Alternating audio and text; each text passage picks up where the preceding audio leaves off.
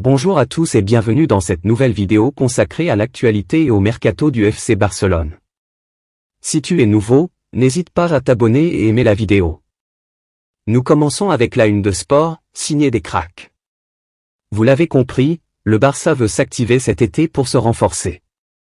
L'équipe a subi une défaite face au Real Madrid avec plusieurs joueurs clés absents tels que Christensen, De Jong, Ousmane Dembélé et Pedri, ce qui a fait prendre conscience à la direction qu'il manque encore beaucoup de choses à l'équipe, notamment des joueurs pour éviter ce genre de défaite à l'avenir. Le club a donc pris des mesures pour renforcer l'équipe à tous les postes.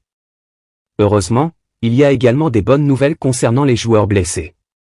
De Jong devrait être de retour contre Gérone lors du prochain match de la Liga qui se jouera le 10 avril.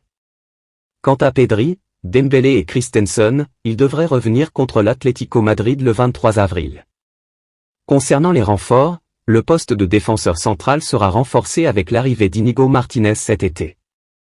Bien que ce poste soit déjà bien couvert avec Andreas Christensen, Jules Koundé et Araujo, Martinez pourra jouer des matchs moins importants ou de Copa del Rey et faire tourner l'équipe.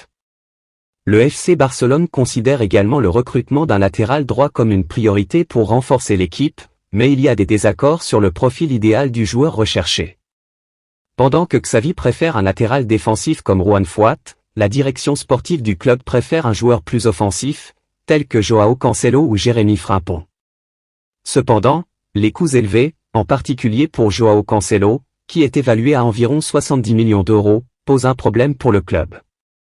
Des négociations ont déjà été entamées avec Frimpong et Foyth, mais le FC Barcelone doit faire face à la concurrence pour ses joueurs, et il reste à voir si le club sera en mesure de finaliser l'achat de l'un d'entre eux. Le nom de Edmond Tapsoba y est également associé. En milieu de terrain, le Barça suit İlkay Gündoğan comme vous le savez. Ce n'est plus une surprise et il y aurait déjà un accord entre les deux parties. Cependant le joueur hésite beaucoup et a peur que son contrat ne soit enregistré à cause du fair play financier. Nous en saurons plus dans les prochains jours. En attaque, le Barça veut aussi se renforcer au vu de ce qui est proposé actuellement par les joueurs et surtout qu'au poste d'ailier gauche il n'y a pas vraiment du poids lourd. Même s'il continue de marquer, Lewandowski ne fait pas l'unanimité au Barça et certains sont déçus de son impact sur l'équipe. En effet, il marque souvent mais ne pèse pas assez dans le jeu et est critiqué pour son manque de détermination dans les grands rendez-vous. De plus, avec son salaire évolutif et l'âge qui avance, la direction du Barça s'interroge sur son impact réel dans les années à venir, surtout en cette période économiquement difficile pour le club. Pour le seconder, plusieurs dossiers ont été activés, Victor Roque, dont nous avons déjà parlé dans une ancienne vidéo, mais aussi Victor Osimhen et Pierre-Emerick Aubameyang. Mais là encore le fair play financier doit être pris en compte mais aussi l'âge de certains joueurs. Sur les ailes, plusieurs noms sont cités à savoir, des joueurs tels que Bernardo Silva, Yannick Carrasco et Léo Messi. Cependant Messi et Carrasco sont tous des options très sérieuses, et le retour d'ABDE est également une possibilité pour le club. Parmi les prêtés, seul ABDE reviendra. Pour parvenir à réaliser son rêve, le Barça est prêt à tout. Le club prévoit de vendre des joueurs pour 120 millions d'euros cet été et de réduire au maximum la masse salariale. Les offres seront entendues pour la majorité de l'équipe. Il y aura peu d'intouchables.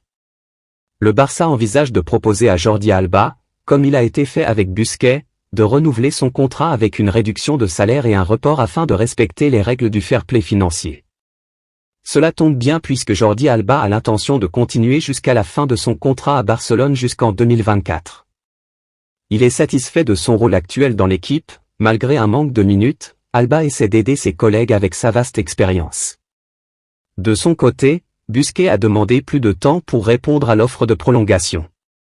Il a été rapporté que le résultat du Clasico n'affectera pas le désir de Xavi de le garder.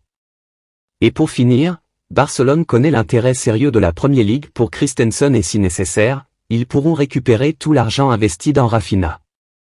Il semble que l'été s'annonce chargé.